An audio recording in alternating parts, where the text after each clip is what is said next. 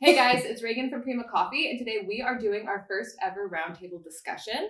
Today we will be talking about the commercial side of specialty coffee, and we are joined here with some people that I will let introduce themselves. I'm Andy Peshik. I work for Sunergos Coffee. I'm the shop operations manager. And I'm Kenny Smith. I also work for Sunergos Coffee. I'm the wholesale lead, basically director of wholesale. And I'm Alec. I'm with Prima Coffee, and I handle all our commercial sales.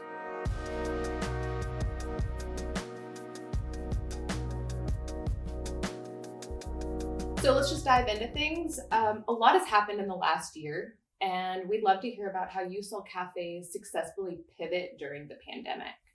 Sure, I can take that. Running retail, we had to do a lot of pivoting. I think our most successful, but albeit most stressful pivot was moving to curbside. Successful because it kept our cafe safe, our cafe space safe. It kept our guests safe. It also allowed us to stay open. In the end, we have a responsibility where we have baristas that have bills to pay, and we need to keep that going. But that was probably our most successful pivot, but it was also absolutely the most stressful pivot, for sure. We're just not set up to do that. We're such a communal space where we want to see people's smiles and hand them their drink and have an experience with them. And not having them physically in the shop was definitely mentally trying, but also just physically, the actual distance traveled around the counter. We're just not physically set up to do it. So that was probably one of our most successful pivots. Yeah, for sure. Yeah, and to jump off that, on the wholesale side, I was mostly watching. It was a combined effort of watching other shops pivot and kind of guiding them into what we did. So a lot of what Andy is saying, I would take that information and share that with our wholesale customers. So we released a guide on how to do COVID safely, the very early stages when everyone was trying to figure out how do we do this. And pretty early on, we committed to just really strictly following the CDC guidelines for everything regarding quarantine. And I think that helped us to have just solid expectations for the baristas. But then on top of that, we had to just draw back a lot. I mean, wholesale, we're super relational. We go to coffee shops that use our coffee all the time and train them and do tons of consulting and stuff. And so we had to just back off on that a little bit. And then I also run our website at Sunergos, and that was probably the biggest thing that we saw, just practically help us stay afloat. I would say we were just doing really, really fun things with it. The website grew a ton. We kind of pushed that as a place for people to support us who didn't feel comfortable coming into the shops. And so we had our baristas who, when we cut back hours in the shops, they would actually help us package website orders, and then they would hand deliver them to people living in Louisville. So that was just cool. I mean, that was a thing that we were our main goal, honestly, through all that was we want to keep people working who want to be working. If people want to, if people don't feel safe, that's cool. But if they want to keep working and they want to be, in their work and getting the same amount of hours, we were just looking for ways to make that happen. Yeah. I think another really cool pivot we had was, we have a catering department and a catering arm that do mobile events and stuff. So we turned that into kind of funneling in the ability to do donations or do local deliveries. So we did some of that, which was, again, the motivation was mostly supporting frontline workers and getting coffee out there, but also just keeping people busy and keeping them work and having hours. I think the other crux of what helped make us somewhat successful is communication. Kenny had alluded to that is, I'm not saying we had all of the answers right away. I don't think anyone did. No. There was definitely some failures in there and definitely some failure to communicate in there. But I didn't take the global pandemic class in college, which I don't think anyone else did either. So, So there was definitely some fumbles there, but it really just boiled down for us communication, making sure that our staff was really, really equipped with the most up-to-date protocols or workflow. We had to essentially rewrite workflow completely in terms of going curbside. But making sure that they were really well equipped to understand what we were trying to accomplish and how we were trying to keep them safe. That way, when a guest came in and they weren't sure what they were supposed to do, our baristas were at least able to communicate that to them. What I noticed very early on is that you go into different businesses, an ice cream shop, a coffee shop, a grocery store. My life is obviously centered around food, but they all had different expectations. They some of them made you wait outside, some of them made you come inside, some of them had markers on the floor, some of them did it. So what we communicated pretty early on is that when guests were walking in, they don't necessarily know what the expectation is. So we had to be really, really equipped to be able to communicate that. So a lot of it came down to that. Yeah, I thought of two cool things too while you were talking about that. So our marketing guy at the time, he helped set up all of the curbside stuff, and he made a screen recording of that process. It was like the most boring hour-long video you've ever seen. But I mean, literally, I had multiple wholesale customers because we shared that on YouTube with them, and I had multiple wholesale customers be like, "That was invaluable," because it's so complicated to set up. It's like you're spending money, to do the curbside thing, and so like it kind of allowed people that didn't have drive-throughs to do it and to basically offer an online like safe ordering thing, because a lot of us used Square at the time, and that was what we were using, what we were creating on. So a lot of people did that. The other thing I would say is that anyone with a drive-through just straight up thrived like through this whole process. And I think that was just, safety. Like people didn't feel comfortable walking in. None of us really knew exactly how to do the restriction thing and shut down and make our staff feel safe. So like any shops we work with drive-throughs just did super well. And it was almost like their business grew through the pandemic. And then you saw the people who didn't have drive-throughs, like some of the shops we work with multiple locations, like they would shut down the one that didn't have a drive-through and then kind of push all the business to the drive-through one. And yeah, it was an interesting year. There were some more in-depth, interesting pivots in terms of like product mix, like start selling different things, like whole bean sales through the roof because people want to brew at home. We're like, wow, our shelves are empty all of a sudden. How do we take care of this?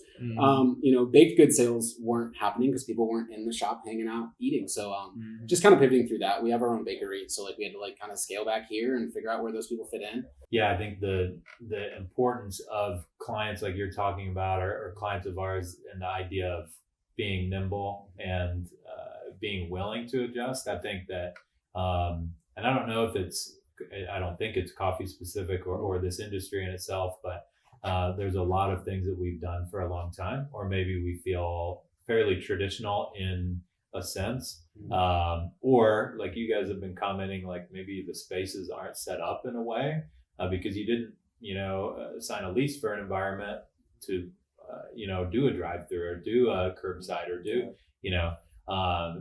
but the importance of it being that people's habits and buying habits and things like that aren't going to just shift, once we, have the ability to end our restrictions or scale back. People have spent a good amount of time purchasing in a certain way, and they found that, this is really convenient, or maybe the quality from you guys or from our clients is similar or the same, and sometimes maybe better. Why wouldn't we continue to do that way? And so I think remembering that, and then remembering that we have to continually remind ourselves that we have to change the way that we're doing things. Like, I know a lot of people in the marketing world or things like that will do an audit of their website or something like that to assess, like, is it effective? But I know a lot of our clients aren't necessarily auditing their systems regularly because it's working and people are coming in the door.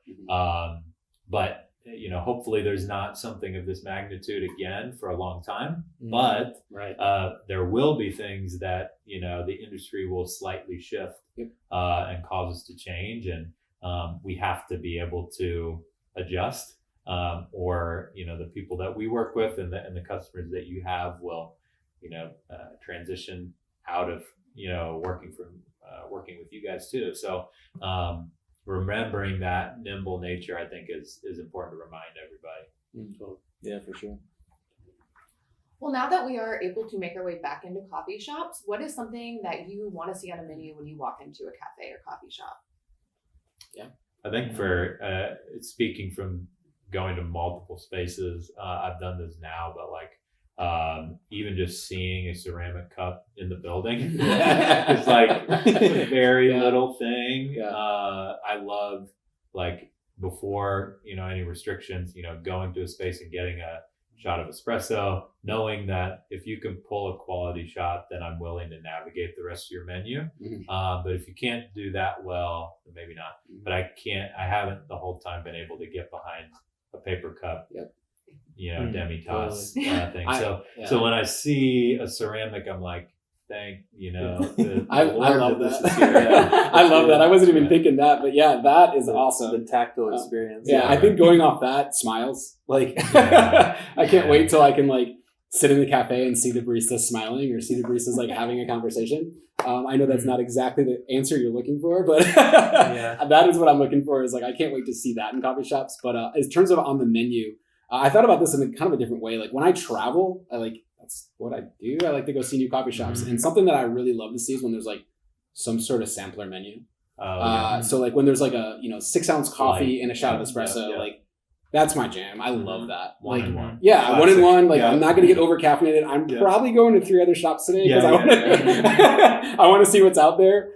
So it's kind of cool. You get kind of this like little snapshot of what they can do. I always really enjoy that. Yeah. For me, I think, man, I'm torn on this one. I think single origin espresso would be the one that I would pick, and that's mostly just because of like what it means for the shop that I'm going to. Like usually, if you have a single origin that you're offering, it's what the baristas are going to be pumped about. It's what people who are there are drinking and using in cappuccinos and stuff. But it's also, I think it kind of shows like a graduation from like your basic like menu of most shops to like this next level of like, all right, we're so comfortable with whatever blend we're using, whatever espresso that we use for our lattes and stuff, that we added another one that has things that change, and we feel comfortable dialing that in and making it really, really good. So yeah, I went more traditional in my thinking. I love that. Well, I love that because it's less about what the actual drink is and about why they're able to have that drink. So I think that's kind of neat. That's a good way to look at it. Yeah, I think that touching on the smile piece, like I went to a cafe the other day and got a coffee, talking to the barista and whatnot, and I've gotten to know him pretty well. And he pulled his mask down to do something, and he had a mustache. And I was like, this is a totally different picture of you. Totally. Now I'm like, mad credit for rocking a great stash, but like you're such a different person to me. Seeing from here up. But yeah, I think that's great, and I miss sitting at the bar. I think that without this, like but having a demi cup and sitting at the bar and bothering the staff, and that whole that piece I missed a lot for both the barista, because I think there's a big distance now. You've probably seen with staff and the lack of connection with there's already a threshold when you have a bar in front of you, traditionally, and then there's even more of a threshold when you have something like this or a mask on. So breaking down those barriers, I think, will even motivate the team itself to feel more connected and not, so retreated or something like that. So it'll be nice to get back to the vibe of a normal coffee shop, because that's half the experience. Yeah, for sure. With that in mind, on the equipment side of things, when you walk into a coffee shop, what do you want to see? What do you want to see that they haven't skimped on? It's worth the money and it makes all the difference. Man, for me, I'll keep going with my trend there with the single origin. I think a good grinder, like a good espresso grinder, is when I'm thinking about like what sorts of things do you want to spend like top dollar on. I think the espresso grinder is like one of the biggest bottlenecks and potential failure points. Like I know, speaking from experience, like we've had just grinder issues over the years, off and on. Like when a grinder goes down, it is the worst thing in the world for the staff. Like they're in the middle of a rush. It's always happening on a Saturday. It's always like in the middle of like having 12 drinks in line and the grinder jams or something happens. And it's like, no matter how much training someone has, unless they're a tech, they're probably going to freak out and be like, oh, what do I do? I don't know what to do. Where if you have single origin espresso, you pivot to the other grinder. But anyway, but yeah, so I think like having really more than anything, like a reliable grinder, even more than like a really awesome grinder. Because there are grinders that are like not meant for super high volume. There are grinders that are like probably going to make better shots, but if you have a drive-through, you have like a shop that does a lot of drinks with vanilla or whatever flavor you use in there, or even just a lot of lattes, like most commercial grinders are going to perform kind of similarly. So I think something that just doesn't break down very often. That's like the biggest thing, which usually those are kind of expensive. If you're going to put them in a high volume situation. I think riffing off that, knowing what grinder you do need, like what's your concept? Like, are you okay with someone waiting 10 minutes for their drink? Like, is that your concept? That's okay. You might spend different money or have a different motivation for why you're buying the grinder. Are you like churning out drinks and you're super high volume? Like, spend your money on that grinder. That's going to do that. I think my answer for this is going to be, I don't know that it's going to be equipment necessarily, because that's where I would go, honestly, probably the espresso grinder, but training. I think training, like the one thing that I think can get cast to the wayside would be not investing in your people. If you don't, like, even if you have the right equipment, if you haven't taught your people how to use it, like, I can get better coffee out of my cheap equipment if I have great training. So I think that that's the one spot where, especially new cafes opening, but also continual training as you're going. I think we had to shut down our training program through 2020 in the pandemic.